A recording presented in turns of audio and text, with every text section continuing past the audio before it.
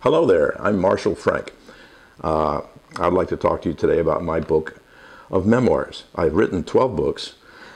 7 of them are fiction books and a couple of non-fictions. One is about the criminal justice system, but in this particular segment I'd like to just talk to you about a book titled From Violins to Violence. And the reason I choose this by itself to talk about is because most people that I've talked to and then have read the book has found it probably the most interesting of all the books I've ever written. And it's also my second bestseller of all time. So I figured, well, why don't I give a little chat about what this is all about. Those who don't know me, I have had 30 years experience in law enforcement with Miami-Dade Police Department. I started out as an officer and went through the whole gamut and retired 30 years later as a captain. And some people might think, well, gee, that was really great. You wanted to be a police officer all your life, and you got to be a police officer, and that was just a wonderful experience. And the answer to that is not true. Things didn't happen quite the way a lot of people think they would happen when people become police officers in life. Most cops I know, and I've known thousands, were usually heading towards another career path at the time they decided to be police officers. In my case, my career path was to be a concert violinist. And seeing as that didn't work out too good, I needed a real job. So let me start from the beginning of all this. When I grew up, I had a mom who was a showgirl. My real father had died when I was an infant. My mother was a showgirl, very beautiful. People likened her to like Rita Hayworth. She had long, red, wavy hair. And her heyday was in the 30s during the Depression, but she was making money because she was in show business. And my father passed away. He was a vaudeville actor with her. And then she had to go to work in nightclubs in New York in the beginning of the war. And she met a guy named Willie. And the nightclubs in New York, well, this particular one was called the Queen's Terrace. And she sang and she danced and she was vivacious and all these guys put her on a pedestal. And you know, in those days, the only guys around were mobsters mostly, because a lot of the young, healthy guys were being drafted into the military. But mobsters didn't get drafted very well because, well, they knew how to avoid getting drafted, let's say. Nevertheless, she ends up marrying a fellow named Willie Strauss, and they decided when I was age 5 or 6, he had adopted me, and at age 5 or 6, they decided to move to Miami Beach, Florida, where my stepfather opened up a gambling room in a big hotel in Miami Beach, which was illegal. Being illegal didn't matter because the gangsters always paid off everybody, but I didn't know any of this stuff. I was just a little kid.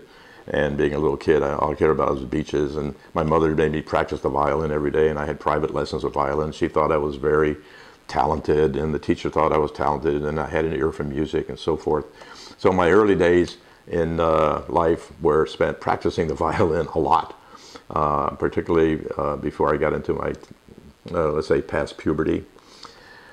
Then other things happened, as you might imagine. Anyway.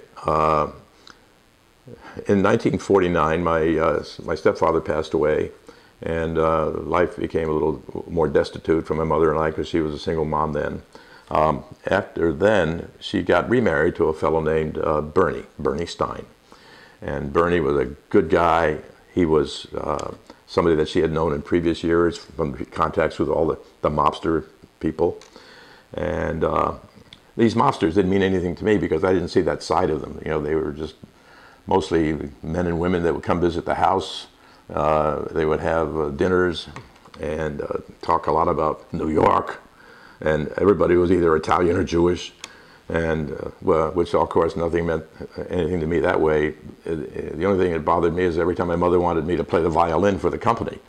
And I dreaded that. She'd say, "Come on, honey, go play something for everybody." And I'd go through this little charade playing. And then when I was finished, of course, I would look over at the gangsters, and they had that, "Oh my God, is one of these kids going to shut up already?" Right?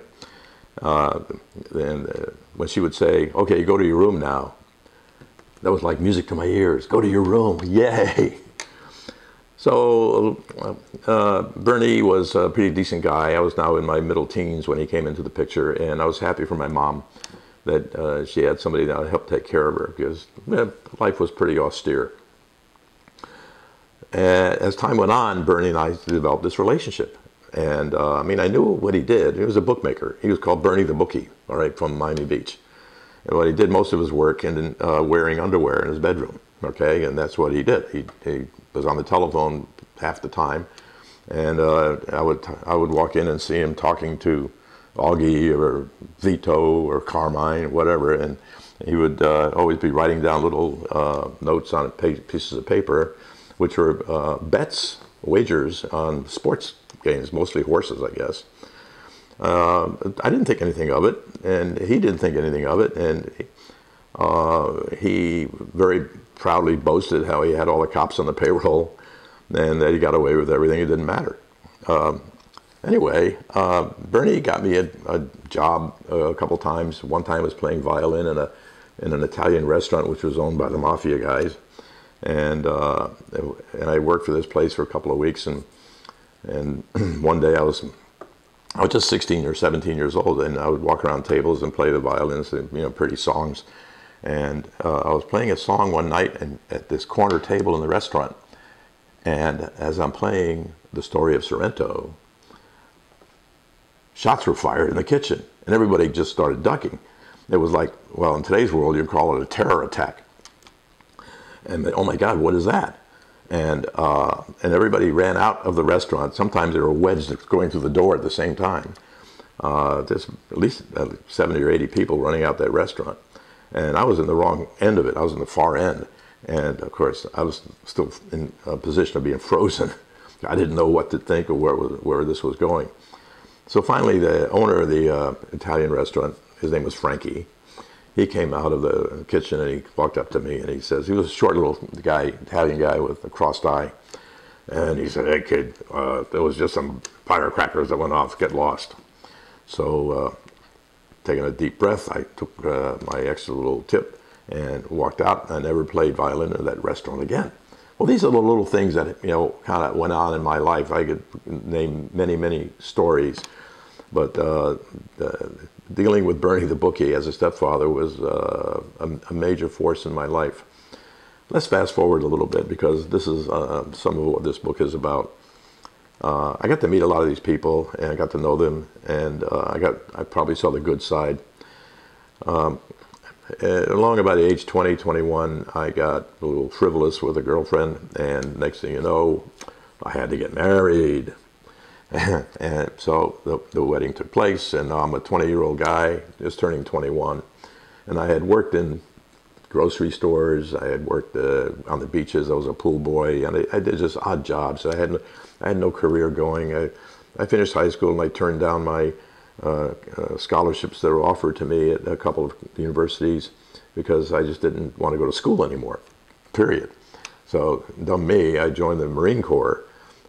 In those days, you had to join something because if you're a guy and you were healthy, you were going to get drafted. So to basically avoid the draft, I went into the Marine Corps 6-month plan, 6 months active duty, and then 6 years of reserve meetings. And I can tell you that the minute I got off the bus at Parris Island, I knew I had made a huge mistake, because I never saw anybody scream so loud at me. And I hadn't even met him yet. I mean, this guy just with a Smokey Bear hat, he started screaming at me and calling me all kinds of names. And then when he started kind of punching some of the other guys around, I got scared. But this was like a 13-minute self-imposed prison sentence at hard labor.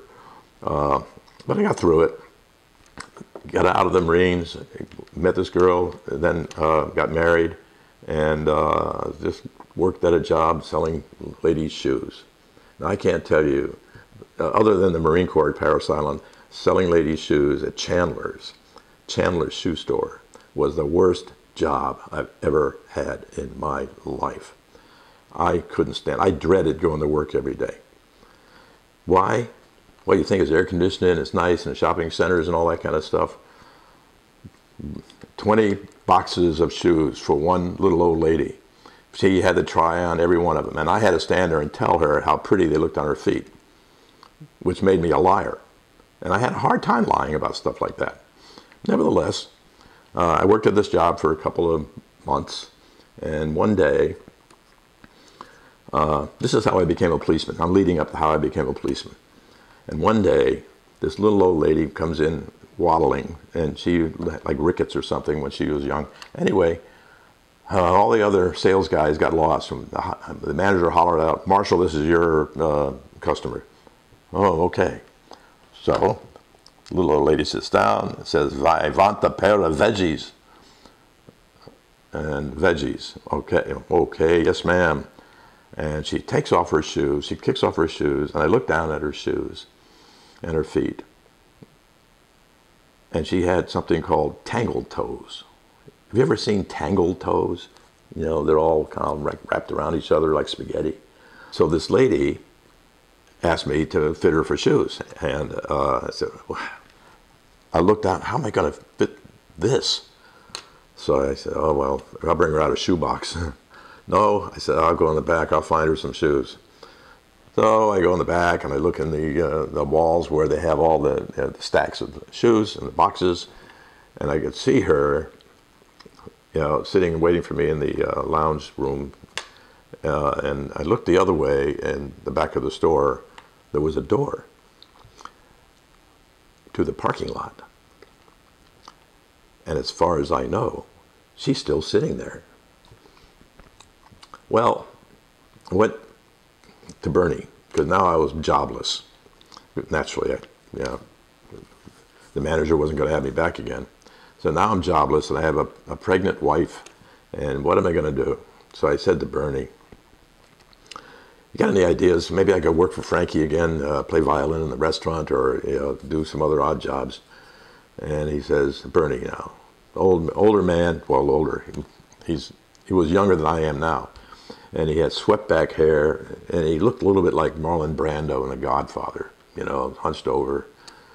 And he says, I'll tell you what, kid, you're going to be a cop.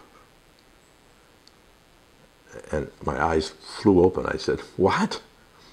Yeah, you'll be a good cop. And he had the cigarette hanging out of his mouth. He said, you'll be a good cop. He said, you're smart, you got a high school diploma. That was a big deal then. You got a high school diploma, and you're smart, you'll be good. You'll be a good cop. I said, Bernie, I can't be a cop. I can't. I said, I've had 5 tickets, and I got in trouble once, a minor thing, but they would never hire me. You don't want me to be a cop? He said, yeah. I said, look, they'll never hire me. And he said, yeah, they will. How do you know? I got connections. I said, oh my God.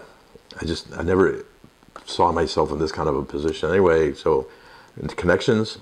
The next day, this detective pulls up in front of the house in a detective car, almost as though he worked for Bernie the bookie. And the detective walked up to me. His name was Dave. And he said, are you Marshall? And I said, yes. He said, let's go downtown. So I said, oh, okay. So I start getting in the back seat of the detective car, and he says, no, sit in the front. And I said, the front?